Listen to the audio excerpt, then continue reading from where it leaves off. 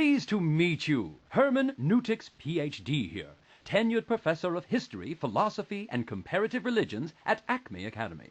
Usually, I teach the other good guides, but now and then I like to do some field work myself. Speaking of which, let's have a look around. I'll sing you a song that's not very long about young man who wouldn't hoe corn. The reason why no one can tell, for this young man was always well. Diddly-I-do, diddly-I-do, diddly-I-do. Harvard is here in the city of Cambridge, just across the river from Boston. Cambridge is also home to MIT, the Massachusetts Institute of Technology. These two schools make this town a very important source of new thinking and research for our country and for the world, not to mention the Acme Detective Agency.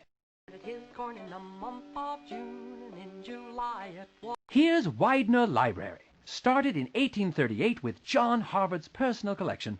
Since then, it's grown into the largest university library in the world, with over 10 million books. That's even more than I've read. In September there came a frost, and all this young man's corn was lost. Diddly-I-do, diddly-I-do, diddly-I-do. Who else has walked here on Harvard campus besides you and I? Well, let's see. T.S. Eliot, Ralph Waldo Emerson, John F. Kennedy, and Franklin D. Roosevelt, among others. They all went to school here at Harvard, as did yours truly. Unlike those fellows, however, I didn't turn out famous, simply brilliant. Sing you a song that's not very long about young man who wouldn't hoe corn. The reason why no one can tell, for this young man was always well. The Puritans founded the country's first college here in 1636, just 16 years after they arrived in the New World. For its first 2 years, the new school had no name, but when a prominent minister named Reverend John Harvard died and left his books to the school, a new name was born. Harvard College, now part of Harvard University, has stood here ever since. Goodbye, then. It's been a pleasure. I-do, diddly-I-do, diddly-I-do.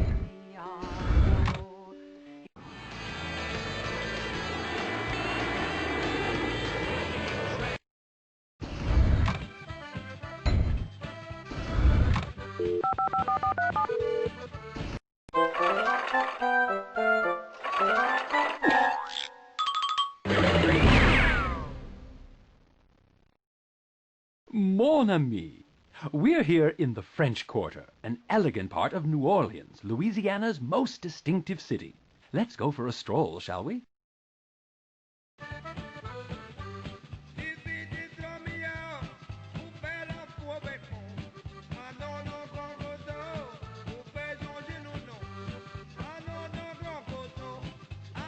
The square is quiet now, but that's not always the case. Every year, just before Lent, New Orleans becomes one huge party with crowds, costumes, parades, dancing, and lots of eating. It's called Mardi Gras. That's French for Fat Tuesday. Since Lent is the season for fasting, the idea was to have your last bit of fun before 6 weeks of sacrifice. Ask anyone. People here know how to have fun.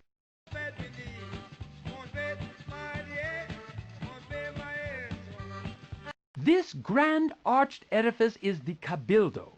The Spanish built it as their capital building back when Spain controlled this city in the late 1700s. Nowadays, it's a museum showcasing the different cultures of the area, going all the way back to the original Native American Indians. Intriguing stuff.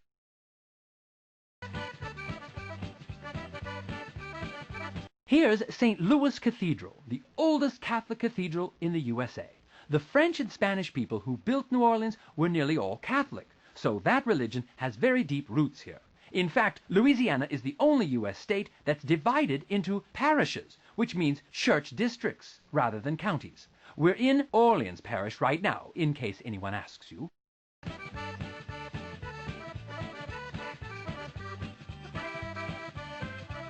We're in Jackson Square, named for Old Hickory. Now that's President Andrew Jackson. He first became famous here when he won the Battle of New Orleans in the War of 1812. His army was made up of white troops, 2 battalions of free black men, and even 100 members of the Choctaw Indian tribe. Just like this town, Jackson's army was a real cultural mix.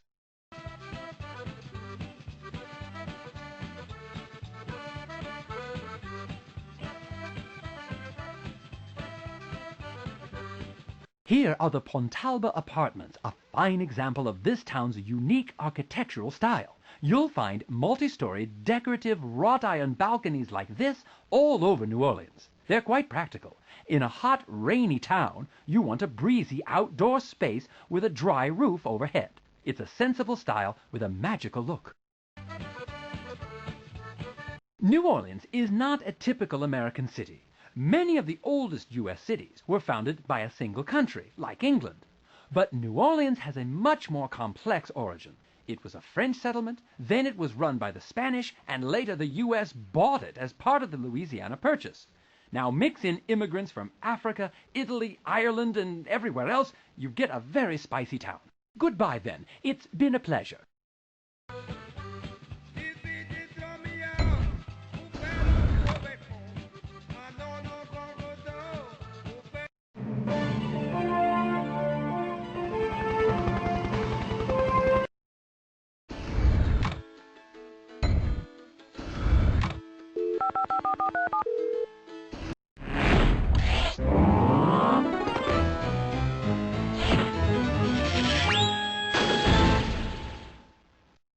New Hampshire's divine beauty is quite in evidence here. Please join me for a look around the Canterbury Shaker village.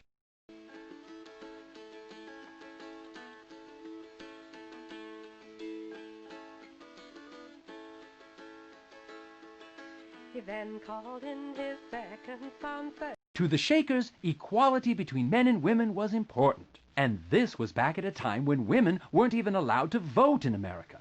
Here in the dwelling house, men lived on one side and women on the other, in nearly identical sets of rooms. They stayed separate, but they always shared in work, worship, and control of the community. My race is almost run, before my will that I shall. Shaker women worked here in the sisters' shop. Hands to work, hearts to God was their motto, and it showed. Shaker tools, foods, and other products were top quality and sold well all over the country.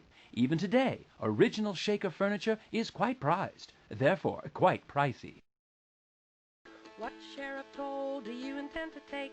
Here's the Shaker Children's House, where children lived with their caretakers. Shakers didn't believe in marriage or having their own offspring, but they adopted orphans, raised them, and cared for them. Once they reached adulthood, they could either stay in the community or move back out into society.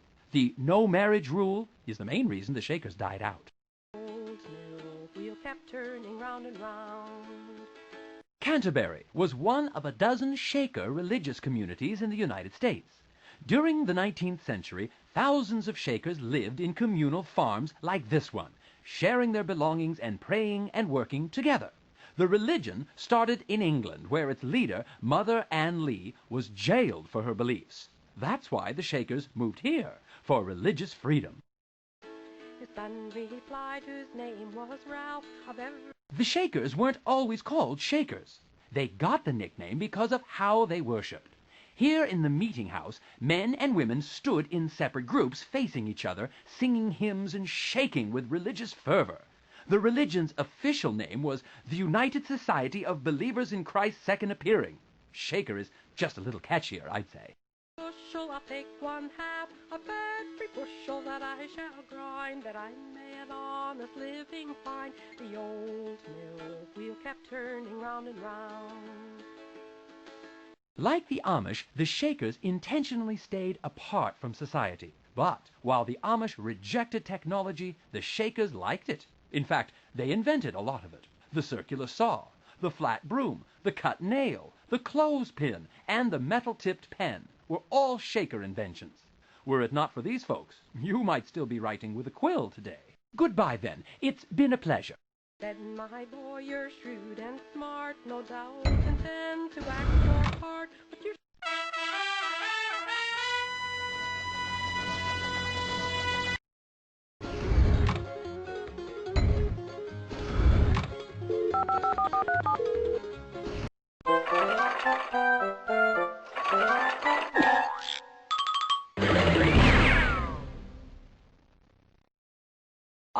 Chapel Hill, the intellectual center of North Carolina. Time for a tour. Here's the old well, official symbol of the University of North Carolina at Chapel Hill. But it's more than just a symbol. For the school's first few decades, this was the only source of water on the campus. That was before the days of Perrier and Evian.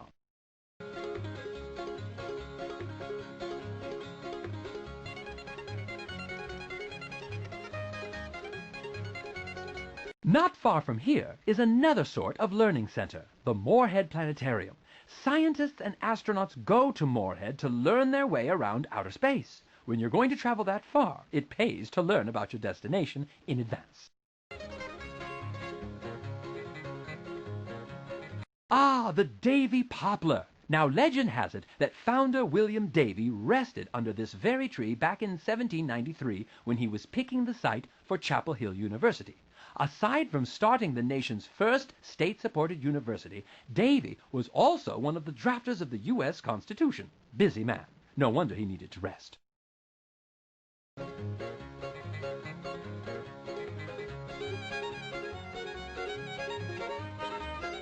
Chapel Hill makes up one of the points on North Carolina's Research Triangle.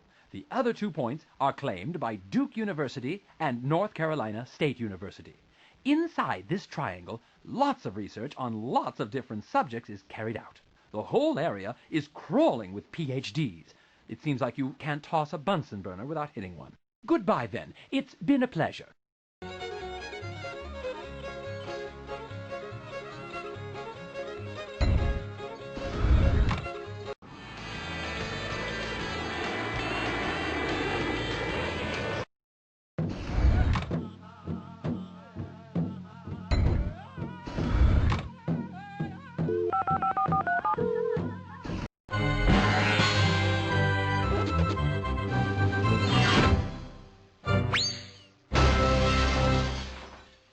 Greetings.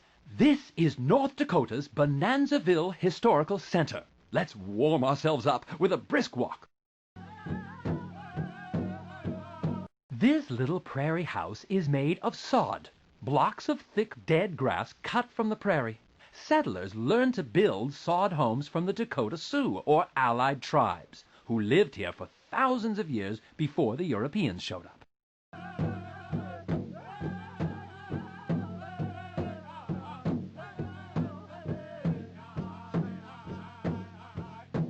The Haberstad family moved into this log cabin back in 1874. They were immigrants from Norway.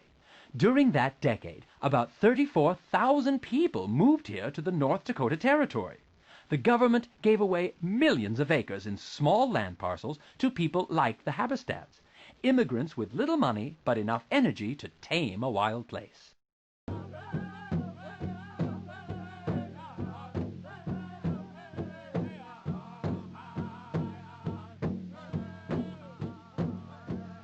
Here in Bonanzaville, nearly all the buildings are old, but the town itself is new.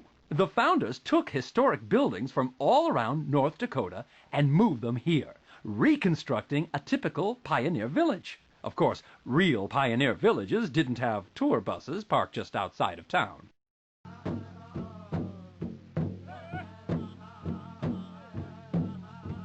Ah, the Fernberg General Store.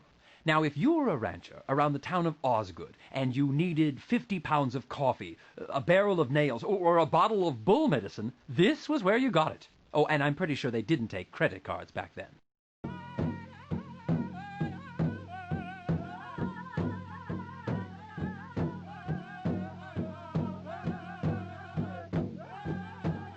This house came from Fargo, North Dakota, just up the road. It was the town's first permanent building. It may not look like much, but this little place was home to a pioneer family and the local jail and a hotel. I think room service was pretty slow back then. Goodbye, then. It's been a pleasure.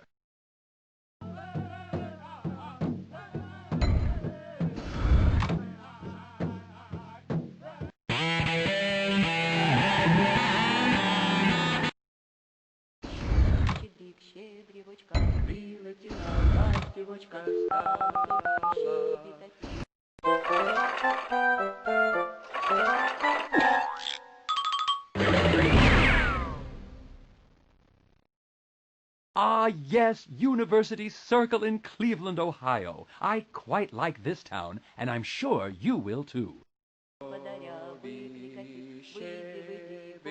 See that pointy church spire behind those trees? Many Clevelanders call it the oil can church because it's shaped like an old-fashioned oil can. That nickname may seem a bit informal for a church, but that's Cleveland for you. Open-minded and tolerant, especially about religion. There's a wide range of different religious and ethnic groups here, so tolerance is a very sensible policy.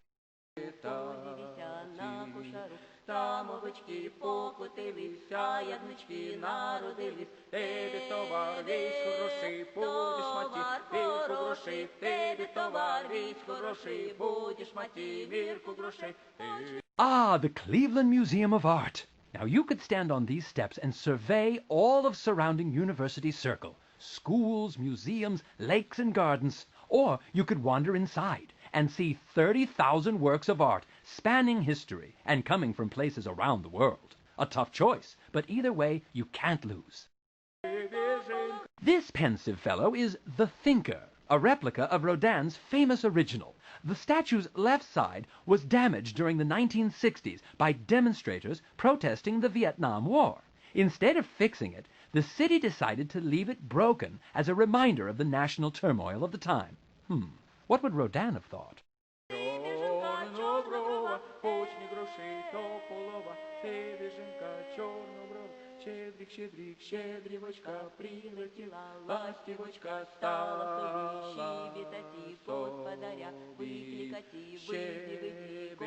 Cleveland's loudest landmark is the Rock and Roll Hall of Fame, a new museum dedicated to the history of rock music. No one is exactly sure where the name rock and roll came from, but it was first popularized by a Cleveland disc jockey named Alan Freed back in the early 1950s. The music is still quite popular, or so I'm told. Goodbye then. It's been a pleasure.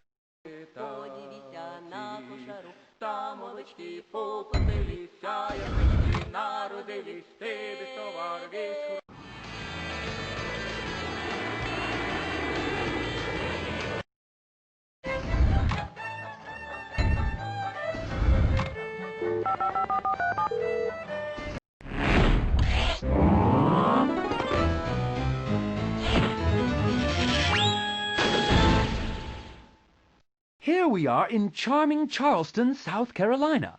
Let's take a walk and see what we find.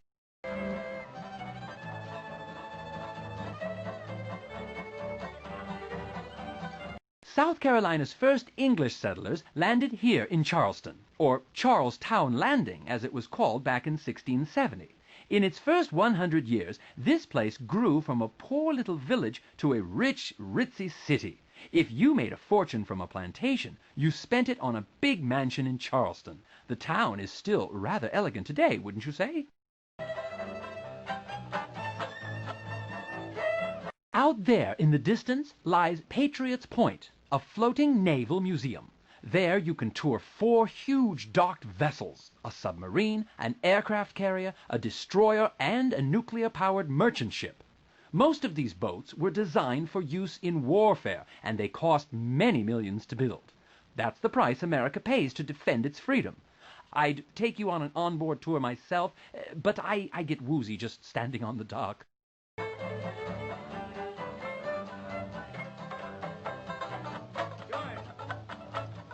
Recognize that island fortress? It's Fort Sumter, where the Civil War began. When South Carolina left the Union, they demanded that federal troops give up the fort. When the Union soldiers refused to leave, the war's first shots were fired. The South took Sumter, and the North spent 2 solid years trying to get it back, firing 7 million pounds of ammunition in the process. You can't tell it from here, but the place is quite dented up.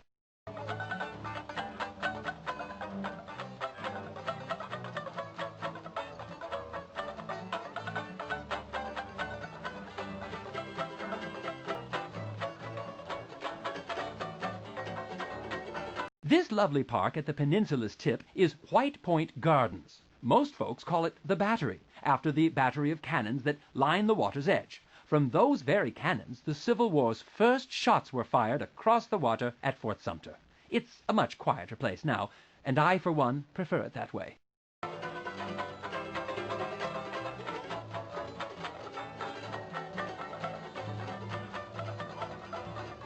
Colonel Charles Alston, a wealthy rice planter, once lived in this grand antebellum mansion. In case your Latin is rusty, antebellum means before the war, meaning this mansion was built before the Civil War. From the columns in front, there's a grand view of Charleston Harbor, which has a long and memorable history. In those very waters, Blackbeard the pirate once dropped anchor. Goodbye, then. It's been a pleasure.